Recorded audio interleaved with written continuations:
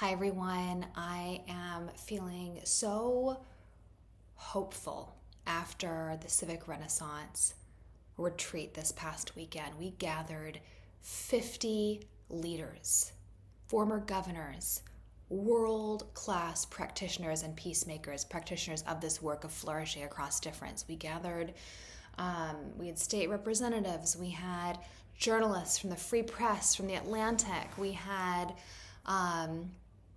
just leaders across politics, geography, and vocation that said, the status quo is not enough, and I want to build something better in our world. I want to build an era of multidimensional human flourishing. I want to build a renaissance in our world, starting with ourselves. That was the whole invitation of the weekend, that there were no preconditions, no litmus tests other than the fact that you cared about building something better, something that doesn't exist. And that's what we did. We first embodied that weekend, we flourishing across difference, abundance, the world that we want to build. I called the Civic Renaissance Retreat a feast for mind, body, and spirit, because we are trying to recover a full sense of what it means to be human. Again, mind, body, and spirit comprehensively. And there was incredible food. We had a beautiful chef who provided for us all weekend. Just really intentional, curated meals and gatherings. It was an unconference as well, so lots of unstructured time to rest and to have conversation. And it was the whole premise of the gathering was that sometimes the best part of a conference are the off-chance meetings at lunches or in the hallways, but we wanted to structure an entire conference around those synergies, around those spontaneous conversations, because we believe in the power of people getting in a room together and building and creating. So I wanted to share with you a few stories that really stood out to me about why this weekend was so impactful. One was after our evening with Daryl Davis. During our evening with Daryl Davis, again, an African-American jazz musician who I've written about before, a wonderful friend who actively seeks out and befriends members of hate groups. He talked about how, he met a guy who originally hated him, a card-carrying member of the KKK who denied Daryl, as an African-American man, his right to exist. And by the end, when Daryl got through with him, he was literally walking this gentleman's wife down the aisle on their wedding day. How did he do this? Because he showed up leading with humanity. He listened, he cared. He said, tell me who you are, tell me your story. I want to understand. I don't want to just call you names and disregard you and think I know everything about you and your views about the world and your value based on one thing I know about you. And another really valuable thing I loved about our time with Daryl was that there were some people who, and again, a lot of people, many of these people, in 4 and 5 decades of this work of seeking out and befriend members of hate groups, many of them Daryl has, through friendship, persuaded them to leave these hate groups, which is incredible. He talked about 200 plus members of these hate groups who have literally given Daryl their KKK robes or their Confederate flags and different memorabilia, saying as a representation, like I'm surrendering these views. Like, you have changed my mind, because Daryl's whole premise of his work is, how can they hate me if they don't even know me? And often that's true. And so there have been many instances where Daryl has changed people's minds. He's converted them away from these hateful, dehumanizing views just through friendship and curiosity. And yet, there are other instances where Daryl hasn't changed people's minds. They still have really hateful, vitriolic, dehumanizing views about Daryl and people like Daryl. And yet they're still friends. They found some way to kind of sit within that cognitive dissonance. And what Daryl said was that, I think you're wrong, and I'm going to tell you I think you're wrong, but I'm still going to see you in the fullness of who you are as a human being. And if he's able to do that, if he's able to kind of unbundle people in that way, this is an idea from the Soul of Civility, to see the part of someone in light of the whole of who they are, can't we too? We live in this era of strange perfectionism, of strange litmus tests and orthodoxies, where we think that because we know one thing about someone, we know everything about them. And we feel justified in either cutting them off or befriending them based on one thing. And Daryl challenges us to reconsider that.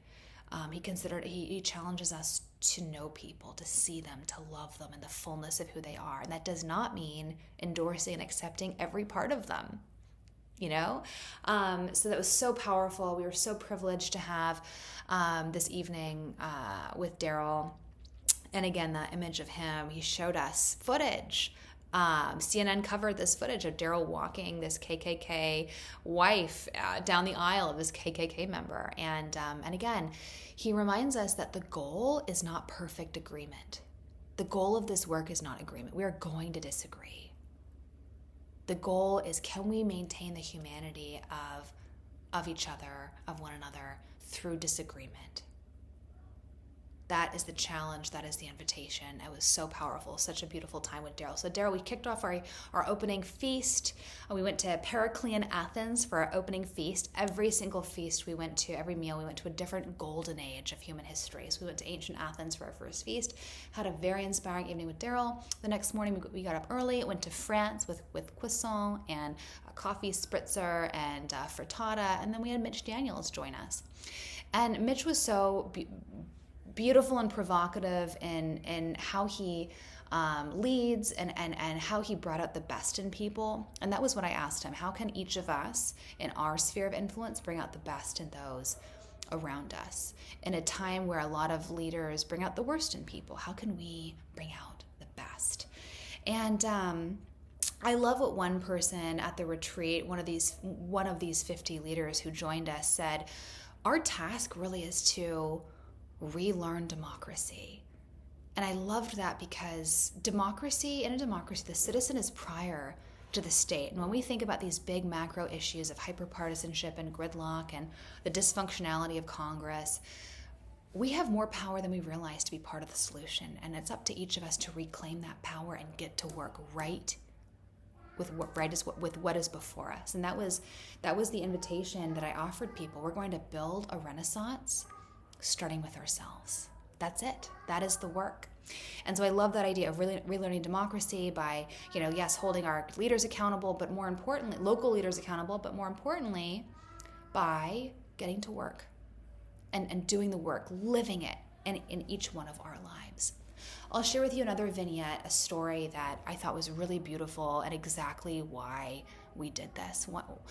We had just such an incredible diverse array of leaders. For example, so in our unconference session, one of our topics was K-12 education. And in that session, which I had the privilege of leading, we had 3 Socratic trained facilitators, and I going, and we had three sets of kind of unconference sessions. And so one of those sessions was K-12, which I led. And at that session, we had a mom who homeschooled 5 boys and who now is the executive director of a national homeschool group, an organization.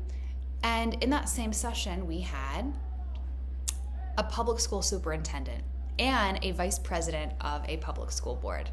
And I loved that because we're like, this is an anti-echo chamber. We're not here to just gripe about the system, and we're not going to do that with and all the areas for improvement in public school with people who work within the system right in front of us. And so I loved that because this group of people was intentionally curated to do just that, to get people from all walks of life around a shared table, physically, but also metaphorically, intellectually, to practice intellectual hospitality. I mean, this is one thing I know as someone who tried to homeschool for 6 months for the first 6 months of kindergarten, and I realized I needed more support, that I couldn't make it a full-time job. I love this work too much. I love this project of building a world of flourishing across difference too much to be able to do that full time. But all that to say, I joined all these homeschool groups, and I know from homeschool communities that there's just a lot of misunderstanding, a lot of lack of communication, a lot of vitriol between homeschool and public school people. And people often say, I hear this all the time, I see this all the time on these Facebook groups, like, oh, this terrible thing happened in public school, so I pulled my child out and now I'm homeschooling, and everyone piles on and says, great, like, you made the right decision. Like, you know, anyone who sends their child to public school doesn't love their children. And then you hear the same thing from people who are skeptical of homeschool. Like, that's basically neglect, or you're weird, you know, all these judgments, all these decisions laced with judgment. And so what was beautiful, and again, those divisions can be just as toxic and those that the rhetoric on both sides can be just as toxic and vicious as, you know, the most toxic recesses of our national public discourse. And that's why it was so beautiful to get people from these different environments into a shared space to have those honest conversations. We agreed, and we were able to agree on many fundamental things. For example, we were able to agree in that K-12 session about what is the purpose of education. It is cultivating humanity. It's unlocking human potential. It's ordering our passions. It's bringing forth the most noble in us and relegating the ignoble to its proper place. It's lifelong learning. It's setting kids up not just to be cogs in the machine, but to be full human beings who flourish, who know their own minds and know how to serve. That was really beautiful. And then to have everyone in that group agree that no system is perfect. You know, there are public schools that are great experiences and public schools that are bad. There are home education experiences that are beautiful and others that are really harmful. And I think everyone agreed that it's you know, good to take it case by case basis, family by family, just child within a family, you know, taking it child by child, that there are no broad brushes here, because these institutions are made up of people. And as Blaise Pascal said, the human condition is but defined by the greatness and wretchedness of man. You know, we are both capable of unbelievable altruism and beauty, and capable of wretchedness as well at the same time.